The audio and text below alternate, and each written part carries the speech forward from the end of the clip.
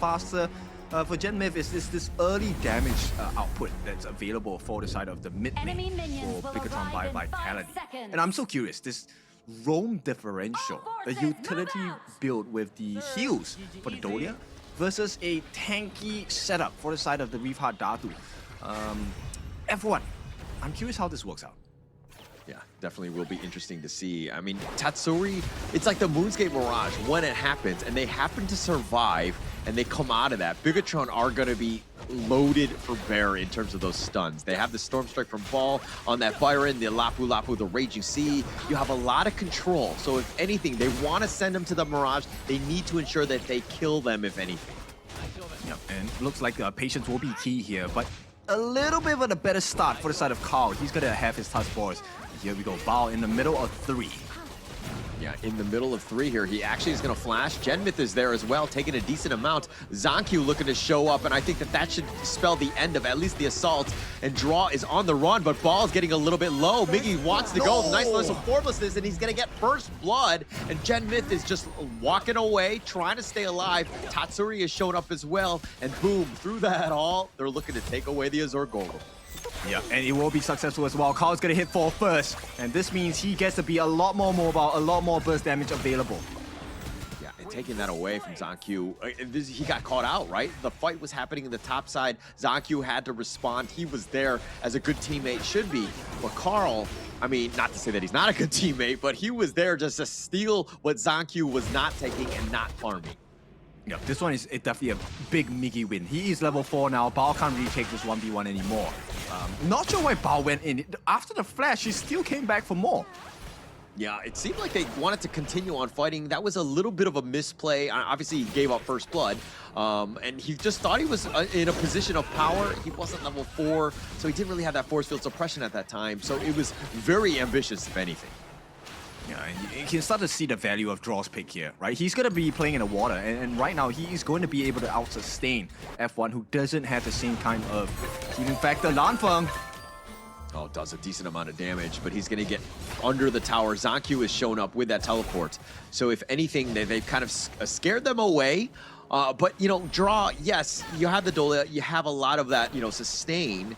It helps definitely in the laning phase, but you also have a number of heroes that have the perfect ult that wants that Celestial Melody. This is very hungry in that regard, a well-synergized draft, if you will. Yes, I like it a lot, right? Imagine a double Moonscape Mirage patch. That's going to buy a lot of time, right? Not only does that safely secure potentially a smite battle for the side of Boom Carl, but it also could potentially take out a lot of damage available for the side of BTR.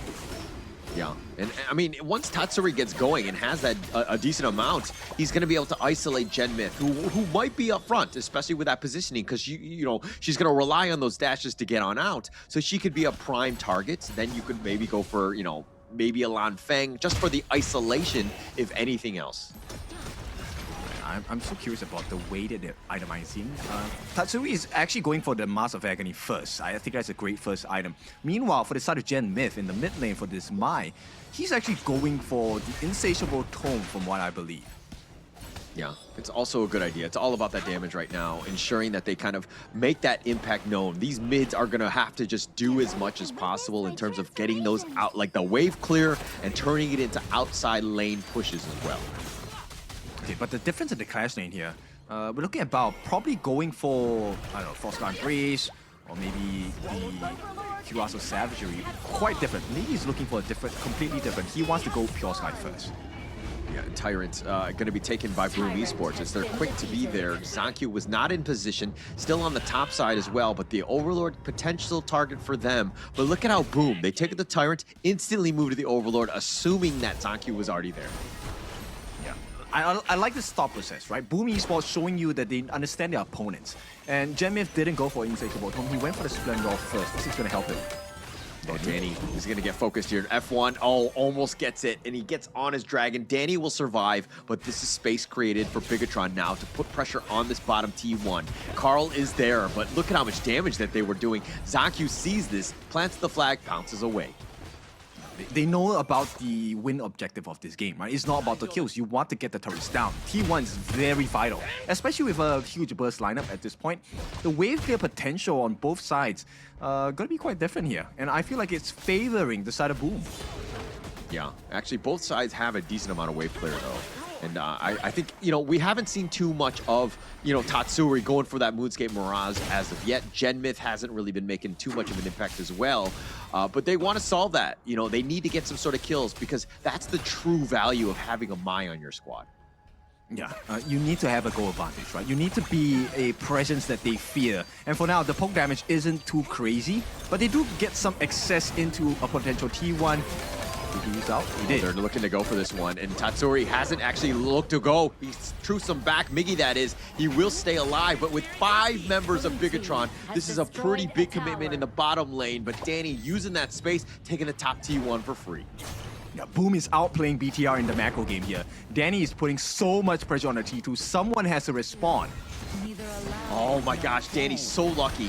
He just gets his infinite fastness just in case it's going to happen, but they find Lanfeng. They had him in the Mirage, and they have the double, the Truth on back, but it looks like it's not going to be enough. GenMyth with a double dash, and the bottom T1 taken out. Boom Esports making great moves across the map and getting those 2 kills as well.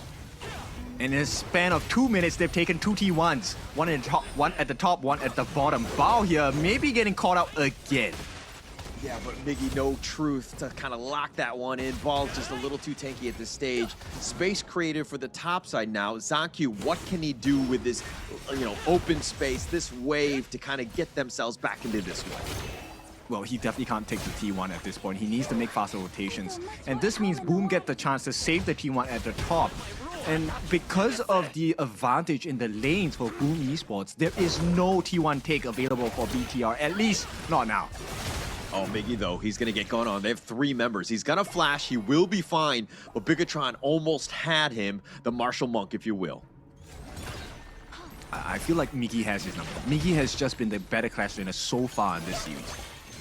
Yeah, just overall, like, definitely he's had the number of Ball throughout this entire series. But Ball is now on his Byron. This is his tried and true. If he's going to make any sort of impact, it's going to be on this hero. This top T2 is getting gone on. Carl actually taking that one down. Boom Esports, perfect macro game. Disengage without any sort of casualty. Yep, so clean. This is exactly what we want to see out of the Boom Esports team here. PKL is doing well. Oh, Raging Sea is going to be committed on this one. Now they're on the retreat. Bigatron committing big ult, not getting any sort of conversions. But when you're behind, you kind of force the issue a bit, and they're kind of paying with their lives in that sense of just like, you know, attempting, but they're not actually getting anything out of these things. Yeah, they're not. And you can see the way that Boom Esports is trying to play this, right? It's all about buying time. Once again, Blazing Cape for the side of the Dharma on Miggy, as well as the Dragon Rage, it's all about sustenance. He just needs to stay alive so that he buys enough time for the rest of the team to get what they actually want in the team fight. The poke from Danny, poke from Carl. Oh, nice 2-man stun by F1, but it looks like the smite, oh, it's going to be taken away by Carl. And now Tatsuri, though, he gets pulled around the wrong way, if you will. And Ball is going to do a little bit of work. They're going to continue on fighting. They're not afraid. The infinite fastest, he will retreat, at least disengage on this one. But they find GenMyth. They get the pick off, and more importantly, they take the mid T1 as well. And now Bigatron on the run. Boom Esports making the action happen as they take the bottom T2 as well. Big wins. This is fighting through... No, macro game through fighting. Interesting style of play here. And boom, they're doing it. T3s are on the menu. They won't be able to get too much damage for now. But you can start to see, even before the 10-minute mark, things are looking very shaky for Bigatron. They did not get taken down in the previous game for game number 6. But right now, that same medicine is being fed to them from Boom. Everything right now. I mean, Miggy, the Raging Sea, oh, the flash away. Miggy with the fast fingers, and he just keeps everyone alive. He's that front liner. If he goes down, they might struggle on that sense. But Miggy, by the other 4 members on the side of Boom Esports, this is where the space for Carl to get the split push on the T2 at the bottom was apparent. And very clean gameplay from the side of Boom Esports. Right now, BTR is trying something different. They want to go for the split push to take away the jungle camp while the rest of Bigatron handles the wave. Is this risk worth it? Because if Bao takes a fall here, they don't have any other tank besides F1. Yeah, they don't, but I mean, he's tanky enough to just survive. As long as he sticks around the T3, they should be fine. Plus, you have Lanfeng up there. You want to let him, you know, just solo farm, essentially. But this Tyrant now is going to be open. The Shadow Tyrant, the first of the game. This is looking to go in the way of Boom Esports as well. Yeah, this is a completely different Boom. Or I would say a Boom that, you know, BTR has not figured out yet. They have done this in the previous games in the series, and BTR never had an answer. Yeah, and when they have that advantage, that is when Bigatron have really struggled. They have not been able to solve that when one of the teams are ahead. I mean, Bigatron, when they have that advantage, they do quite well and they're able to close it out. But when they're behind, they have not been able to come back. But now Carl, he actually walks into 3. He thought he was going to be safe, and they were all looking to recall, but that was just bad luck. And now Boom Esports, they're sticking around, but they're down a member. This is not a good time to continue on fighting. Ball is looking to make the action happen. The Infinite Fastest will disengage. Miggy gets onto the top side as well. He will be on out. Probably not a great time to fight as Ball misses the Storm Strike here, but Miggy is now there with that enlightenment, and Ball and Miggy, both of those guys going at each other like there's a little bit of a vendetta. They need to stop wasting time. They need to take that Shadow Overlord. They need to fix the waves here. BTR understand this finally, and they start making their way towards the Overlord pit. But Miggy, he does have the Flash Ultimate. He needs to be really careful on the side of BTR. Yeah, and look at Zancu is in the pit as well with the Overlord, who's slowly going down, but now with the Raging Sea, Danny with that Flaming Palm, who's on the outside. The Overlord had been taken while all of this was going on. They actually find Ball, they get the pick off, but more importantly, they get the Overlord. So I think Bigatron are going to be okay with that trade. For now. I mean, Bao is an expensive price to pay. 30 seconds without a tank is might be that weakness that Boom might find the gap to expose. But right now, they have the Vanguards flying down. BTR, they might want to summon that Shadow Overlord for the time being. Yeah, I think they're going to wait a little bit to see exactly where the true push is going to be before they actually want to commit that. But Bigatron, I mean, 5 more seconds, Ball will be up in a hurry. Carl continuing to farm. He's gotten the better of Zancu. I mean, this is the mirror matchup. It's a pay for pay, and he's gotten the better of Zancu in this one.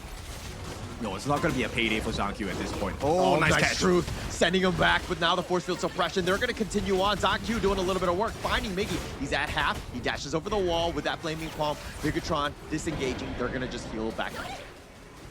Right, so they actually saved the timing of the Shadow Overlord for the absolute last second here, placing pressure on the top lane. This means the BTR will try to squeeze out any aggression in the mid and the bot, and hopefully get a tri-lane push. Yeah, I mean, with that Shadow Vanguard, I mean, they take the top T1, so very smart. It's all about chipping away at things, putting the pressure, and making them kind of react to you. Now, Draw in a bit of a bad spot here, but Bigatron don't want to kind of fully commit because they know that he's just a little bit of a bait right now.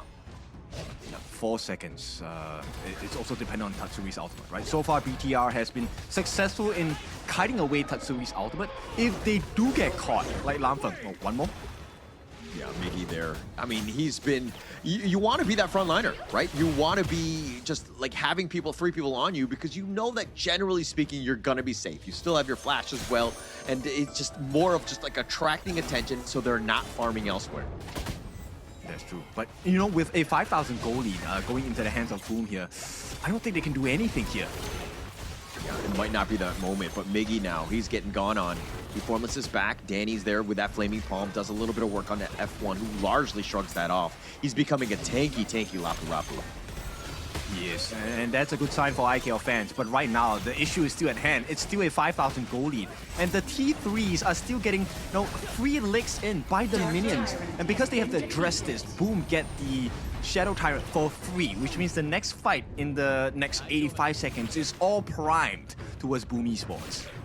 Yeah, they have that buff, which is going to be key. And this is why you saw Boom Esports attract or put so much, pressure on that top lane, and then it put pressure onto the top T3. Oh, he tried to go onto F1, pushing him back, Ball with that force field suppression. He's a very tanky boy, not able to be killed on this one. The bottom T3 is the target. They're trying to focus in. The Raging Sea only onto 1. They find Carl. They don't really have the follow-up. Ball is there as well. Nice 2-man knock-up. And now it looks like they're getting pushed back. GAME7 has to go golden, but he gets picked up. Tatsuri finds it, and Miggy is going to be killed killed as well. That's the frontliner. They have a 3-man stun, but Ball is going to be killed as well. They find ZonQ. The infinite fast is on 4. Danny says, I don't care, as they're looking to end this game. This is game 7. They don't have the minion wave. Lanfeng and F1 are still alive, though.